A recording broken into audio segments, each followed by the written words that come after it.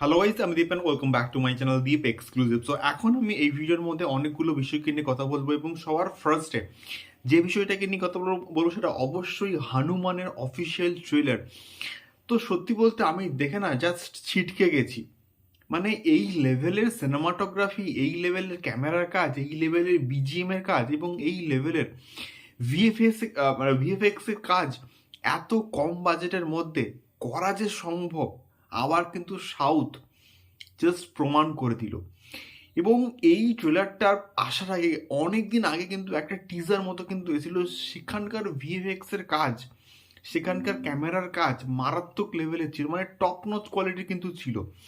এবং আমি সত্যি বলতে এতটা এক্সপেক্ট করতে পারিনি যে এত কম বাজেটের মধ্যে এত ভালো মানের টেকনিক্যালি স্ট্রং একটা কাজ তারা নিয়ে আসতে পারবে। এবং এখানকার প্রত্যেকটা জায়গায় ক্যামেরার কাজ অসাধারণ হয়েছে, সিনেমাটোগ্রাফি দারুণ হয়েছে এবং কয়েকটা জায়গায় বিজিএম এর কাজ আমি দেখলাম।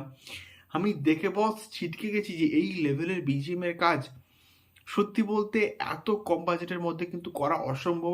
এবং প্রশান্ত বর্মার পুরো টিম যেভাবে এনগেজড হয়ে এই প্রজেক্টটাকে নামিয়েছে দারুণ হয়েছে। এবং আদিপুরুষ জাস্ট এটা দেখে শেখো ভাই, তোমরা তোমরা এত বাজেট 400 কোটি 500 কোটি বাজেটের নিয়েও এত খারাপ মানের ভিএফএক্স, আর এরা এত কম বাজেটের মধ্যেও সেই কোয়ালিটি সেই মানের একটা ভিএফএক্স এর কিন্তু ছবি তারা নিয়ে আসছে।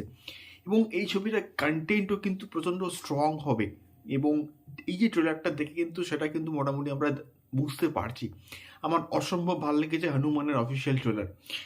দ্বিতীয়ত যে বিষয়টাকে নিয়ে কথা বলবো সেটা অবশ্যই ক্র্যাকের অফিসিয়াল টিজার, এবং এটা কিন্তু আজকে সকালের দিকে ড্রপ করা হয়েছে। এবং বিদ্যুৎ জাওয়ালের আমি বিরাট ফ্যান এবং তার প্রত্যেকটা ছবি আমার দারুণ লাগে। এবং সত্যি বলতে রিয়েল অ্যাকশন মাস্টার হিসেবে কিন্তু আমার আমার টাইগার শ্রফের থেকে কিন্তু বিদ্যুৎকে অনেক বেটার লাগে।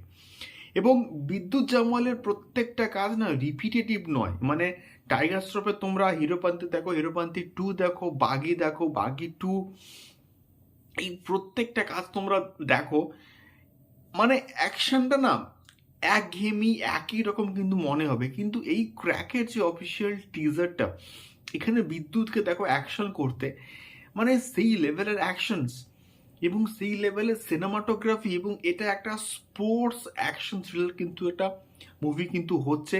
এবং এটার যে গল্পটা সম্বন্ধে আমি যেটুকু মোটামুটি জানি বা আইডিয়া পেয়েছি, অর্জুন রামপাল এখানে কিন্তু আছে। এবং অর্জুন রামপাল এখানে ওয়ার্ল্ডের বিভিন্ন জায়গা থেকে কিন্তু মানে প্লেয়ার্সদেরকে নিয়ে মানে নিয়ে আসছে একটা জায়গাতে। এবং এখানে একটা কিন্তু স্পোর্টস বা গেম খেলা হচ্ছে।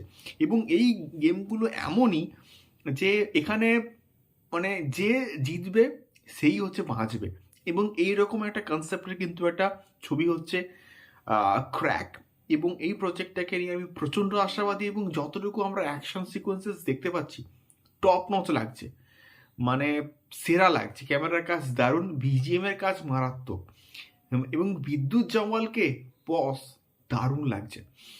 আচ্ছা, তৃতীয়ত যে বিষয়টাকে নিয়ে কথা বলা সেটা অবশ্যই রাজ চক্রবর্তী এবং মিঠুন চক্রবর্তীর আপকামিং একটা প্রজেক্ট। এবং এটা কিন্তু বেসিক্যালি হচ্ছে একটা অ্যাকশন ড্রামা। এবং একটা নামী পত্রিকা থেকে কিন্তু আজকের এই আর্টিকেলটা সকালবেলায় কিন্তু দেখানো হয়েছে এবং ছাপানো হয়েছে, অ্যাটলিস্ট আমি বলবো। তো এই কম্বিনেশনস, মানে মিঠুন চক্রবর্তীকে আমরা অনেক দিন অ্যাকশন করতে কিন্তু দেখিনি। এবং তার প্রজাপতি বলি বা কাবুলিওয়ালা বলি, এগুলো অ্যাকশন ধর্মী ছবি নয়। এবং মিঠুন চক্রবর্তী কিন্তু প্রিভিয়াসলি প্রচুর অ্যাকশন কাজ কিন্তু করেছে, এবং সেটা বলিউড হোক এবং আমাদের বাংলাতে হোক, প্রচুর অ্যাকশন ধর্মী কিন্তু কাজ করেছে। তো সেই সেই জায়গা থেকে দাঁড়িয়ে রাজ চক্রবর্তী যদি মিঠুনকে ডাইরেকশন দেয় তাহলে কি লেভেলের প্রোডাক্ট আসতে পারে তোমরা জাস্ট একটু ভেবে দেখো। ব্যাপক হবে আশা করছি। সো এটাই ছিল মেনলি তিনটে আপডেট। তোমাদের কি মতামত আমাকে অবশ্যই কিন্তু কমেন্ট করে শেয়ার করতে পারো। দেখা হচ্ছে পরবর্তী ভিডিওতে। টাটা।